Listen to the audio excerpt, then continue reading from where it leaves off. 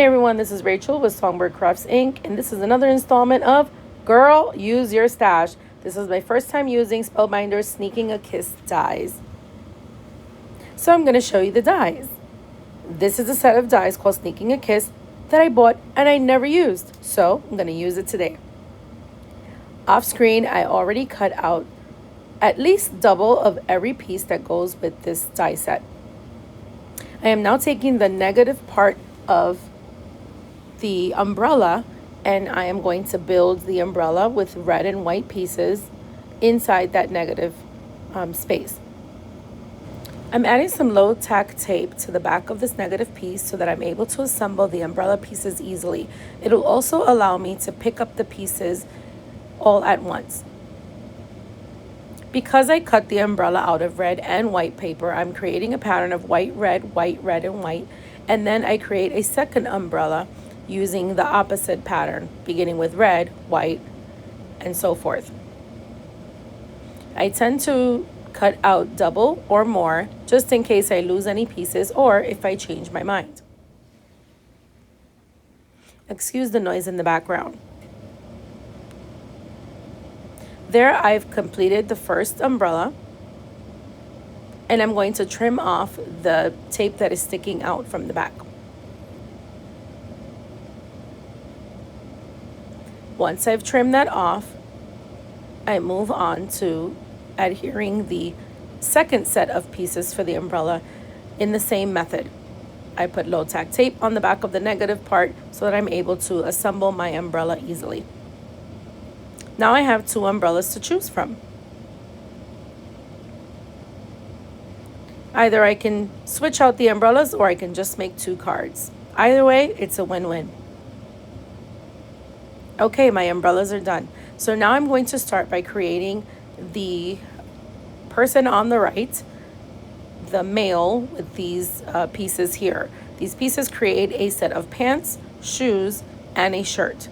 There are no arms or head for these two little figures because they're going to be under the umbrella sneaking a kiss. I pick up these small stripe pieces, and because I use a red base for his shirt, I'm going to use the black pieces to create stripes. I could also create a black base with red stripes. I adhere these to the top to create the stripes, and then I adhere the shirt to the pants, the socks and the shoes together, and finally those pieces to the pants to create the final image of a man. Now the pieces are very tiny, so it's a little hard to deal with, but they are manageable.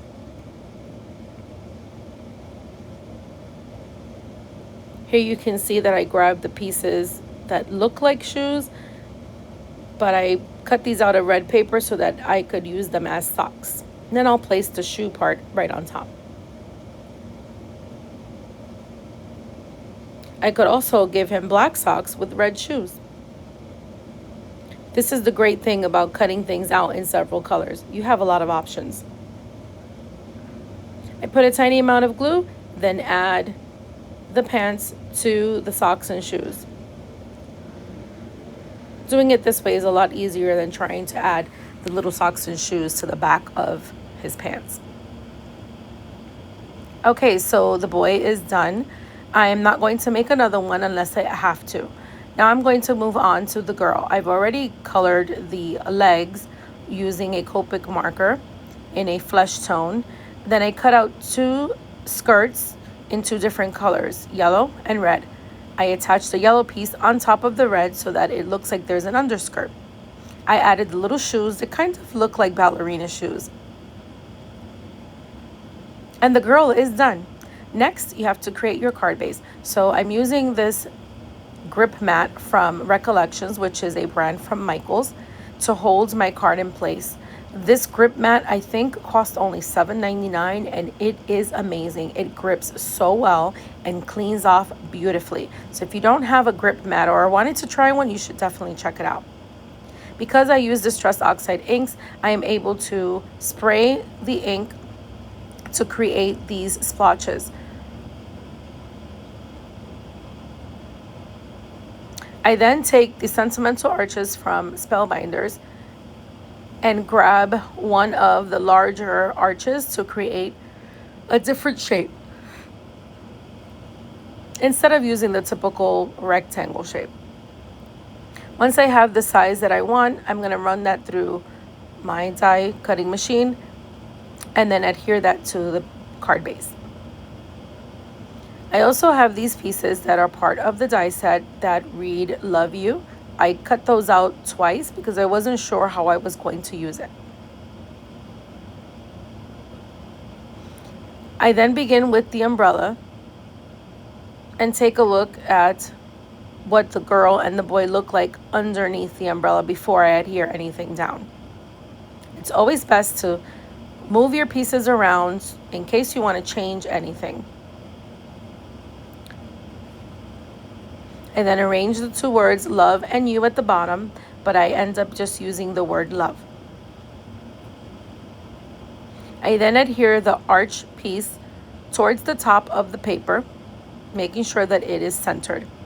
I then place some glue on my hand so that I'm able to run the very thin die cut piece with the word love over it so that I can get glue on the back and then add it to the card. I find this way is a little easier for me, a little messy, but easier. I then use whatever excess glue I have on my hand on the boy's pants and then add any extra glue that I need. Then add him to the front of the card. I then add some glue to the back of the girl and place her down as well. Lastly, I add the umbrella. I did switch the umbrella. I was going to use the first one with the white red pattern, but instead thought that the red white pattern would look better. I add that on top, covering both of them.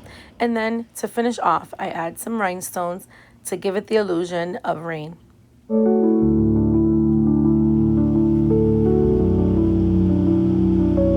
Once I've added enough of those and I think it looks like rain, my card is done. I hope this inspires you to use stuff that's in your stash that you haven't used before. This has been another installment of Girl, Use Your Stash, using Spellbinders dies, Sneaking a Kiss. If you haven't already, hit that subscribe button, hit the like button. Let me know what you want to see next. Until next time, happy crafting. And don't forget, be the reason someone smiles. Bye-bye.